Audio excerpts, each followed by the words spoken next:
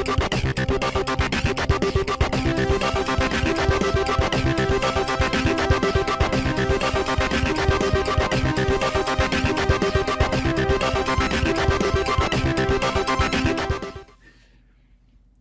everyone, and welcome to the Cioffi Brothers podcast. I'm Ken. I'm Alex. And today we're going to be reviewing the Sinestro Corps Power Battery. Now the Sinestro Corps Power Battery has been re-released in the DC Collectibles line. For those of you who don't know, the Power Battery is the source of the Sinestro Corps' power, which is powered by fear, as opposed to the Green Lantern Corps, which is powered by willpower.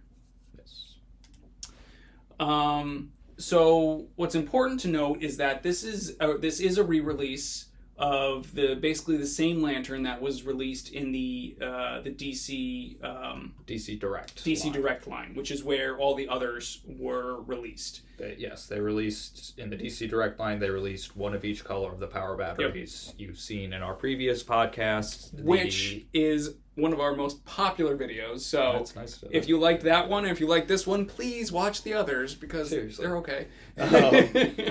So yeah, they released one of each color. We have a green one, a blue one. I have a red one, and then we have this yellow one here now. Yep. But yes, this is technically from a different line. Which this is their re-release. Which there's an impact to yes. that, which we'll get into in a minute. So in terms of the pro, I kind of like the pros. I'd kind of like to just like rapid fire through them real quick because we don't really need to rehash them because a lot of them are the same as we had for the previous iteration. Yes. So, we have got a lot of the same ones. It's actually the first part I'll let you take because I know you're very happy about this one. I think the biggest thing is this is a direct re-release mold. They use the same exact mold from the originals. So, are you talking about accuracy? Accuracy. Yeah.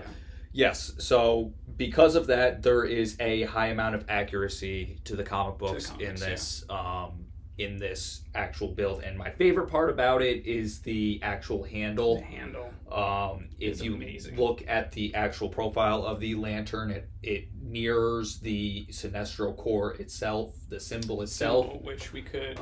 We can also take a picture and show, but if you look at the top of it, you'll see that it has a very specific shape, and I really like the look of it, and the fact that the handle matches it just gives it a more unique appearance as opposed to the blue, the yellow, or the blue, the green, and even like the orange and the Star Sapphires and the Indigos all have the same mold with the same handles. Yeah. This and the Red Lantern battery have unique handles, which handles, makes them stand out. Which makes them a different, just a little bit different. Yeah. And I like that. Yeah. I mean, and beside that, like I said, these are the ones that I'll kind of rapid fire through. Obviously the build quality is really nice. They're both really solid. They're really heavy. They feel like a solid piece of equipment here. And get your ring. Oh, sorry. Even though we're reversed here, they both light up. They do both light up, which is always so cool. It's just so fun. It's so nerdy and so fun. I always get a thrill. Oh yeah. Just throwing the ring on and putting into the lantern here, and maybe reciting the oath if I'm feeling nerdy enough. Which is like always. Which is always. But yeah, I think it really is just like it's a small detail that really helps you just be immersed in it. Immersion. I love it. And then one of the pros that you had particularly pointed out for this one is the price. Yes. So, full disclosure, you can buy these on Amazon. Well, I bought mine on Amazon about a year ago for about $150.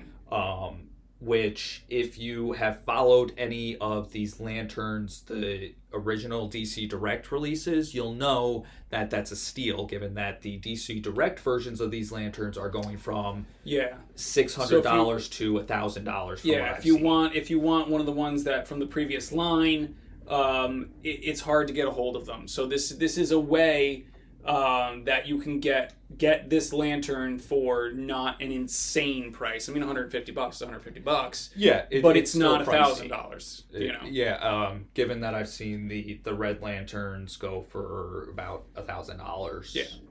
Given their unique nature, obviously. Yeah. So yeah. Yeah. So I mean that pretty much covers the pros. I mean, the biggest pro of all is it's a power battery. And it's cool. And it's full scale. It's a full-scale power battery. You can battery, carry right? around your house and pretend to be a Green Lantern. Not that anyone awesome. would do that, really, in real life. I can't imagine who would. So with that, we get to the cons, which, again, a lot of the cons are very similar to when we did our last iteration, when we focused on the green, the red, and the blue. Little RGB. Yeah, little RGB. I might have made it. Did I make that joke last time? I don't know, probably. So one being the availability, but it sounds like the availability is not too bad for this right now. Not too bad. I have not checked since I bought it. Yeah. Things could be different. The way it's certainly going to be better than these. Yeah, the way DC handles some of their collectibles, it's a little bit difficult to range where what they're doing. Yep. I'm hoping that it's still available. If not, I'm sorry. Mm-hmm. But yeah, their availability can still be scarce. Sure. And it's DC, so they kind of just it's out and then it's not. Yeah. Another one is the ring quality, which these are obviously they're modeled on some of the ones around the time Blackest Night, the comic event happened. There were these prefab rings that were very similar to the pack-ins with some of the earlier Green Lantern ones that the DC Direct line again. No, was it the DC Direct line, or was it right before the DC Direct line? It was not the super nice ones that I have, but the Hal Jordan and the John Stewart and the Kyle Rayner that I have. Yes. Those were pack-ins, whereas these were just kind of released at. I mean, they would sell them at the comic book store, and they remember them giving them they gave them away at something too. Yeah. But they're supposed to be designed so that it fits all fingers or whatever. But if you're like us and you've got tiny fingers, it actually doesn't fit all that well. You got to have to kind of keep your hand in a fist to keep it in place so that you can light up your lantern. So anyway, the ring quality is not great, the long and the short of it, but it comes with a nice little stand, so that's nice. Yeah, and it's it's not bad. And it activates the lantern, so so the handle is not really an issue we had. You don't have the same issue with this one that you do with the Red Lantern one. Yeah, no, it's not falling over. It's the same weight as the other metal. It's all metal. It stays in place. Not like the Red Lantern one that flops all over the place still. Which isn't the worst thing, but still. Yeah. And so now we get into the items that are unique to this lantern and its re-release. So why don't you start there?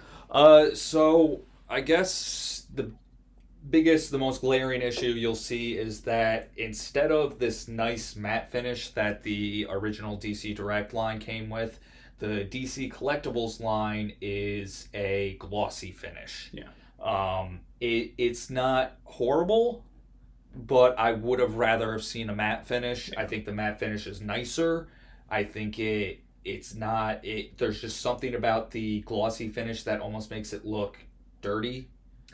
In my opinion, that's actually to me gets into another point, and that's that I feel like the paint job looks a little rushed. Yeah, it looks definitely like a very thin coat. You can almost see through the yellow in some parts.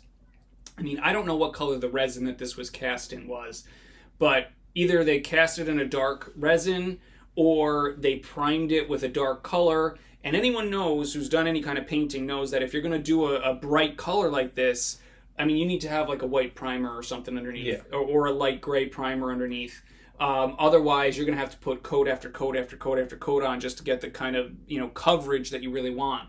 And it looks like they did not get that coverage. I mean, you just look at certain edges, and you can almost see through the paint, and that's unfortunate. I feel it does a disservice to the lantern itself. I mean, and it's not even like it's like intentionally weathered. It just looks like a thin coat of paint. Yeah, that's just the way it is.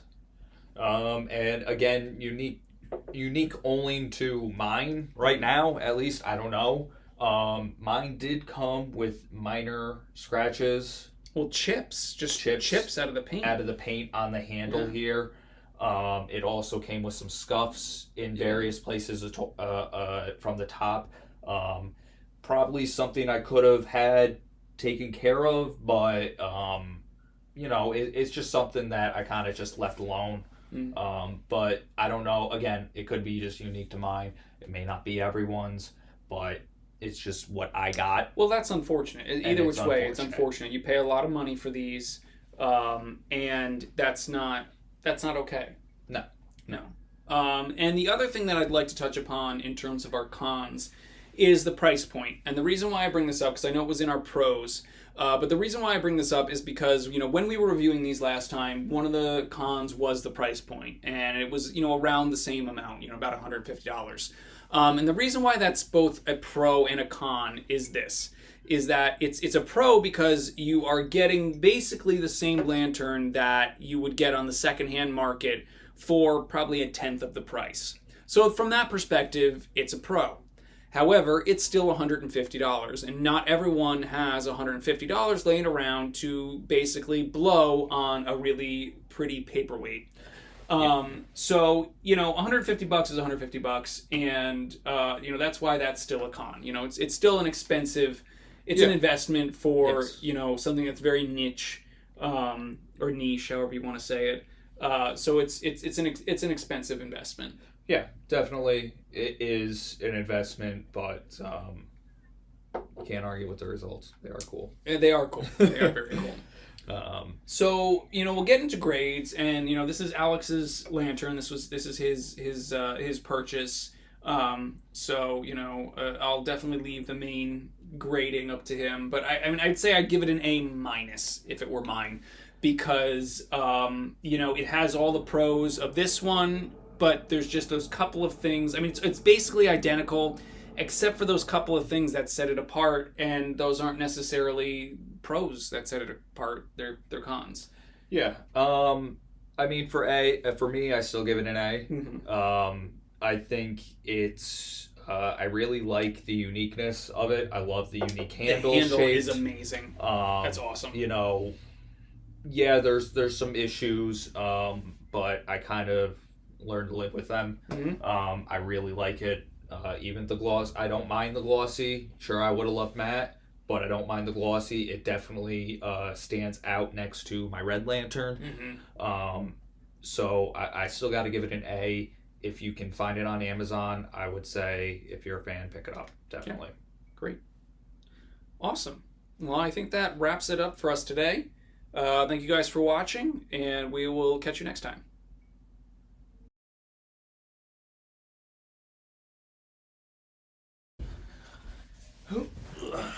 Ready? Ready. 3, 2. Hello, everyone, and welcome to the Cioffi Brother Podcast. Hold on. Sorry. It hasn't been that long since we've done this. It's been well over a year. That's not that bad.